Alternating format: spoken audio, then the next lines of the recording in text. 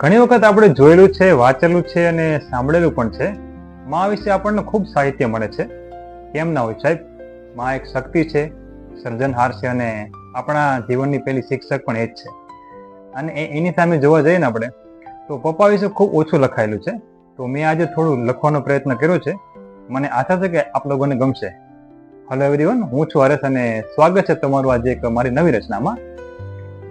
કે પપ્પા એટલે શરીરની કરોડરજ્જુ, પપ્પા એટલે ઘરનો મોભ, પપ્પા એટલે દીકરીના રમકડાનો ઘોડો, પપ્પા એટલે મેળે લઈ જનાર ખભો, પપ્પા એટલે કઠોર હૃદય વચ્ચે રહેલો નરમ જીવ, પપ્પા એટલે શિયાળાનો ધાબળો, પપ્પા એટલે ઉનાળાનો છાંયો ને પપ્પા એટલે ચોમાસાની છત્રી, પપ્પા એટલે જીદ પૂરી કરનાર વ્યક્તિત્વ, પપ્પા એટલે ગુસ્સાની ફેક્ટરી.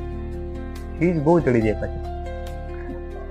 પપ્પા એટલે પુરુષાર્થનો પહેલો પરિચય, પપ્પા એટલે દર્દ સહન કરનાર બાહુબલી, પપ્પા એટલે પરિવારની જેટ પ્લીસ સિક્યુરિટી.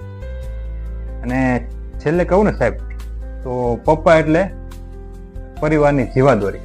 મને આશા છે કે આપ લોકોને આ મારી રચના ગમી હશે. તો તમે આને ખૂબ શેર કરજો અને પપ્પા માટે કમેન્ટમાં જરૂરથી લખજો. ખૂબ ખૂબ આભાર.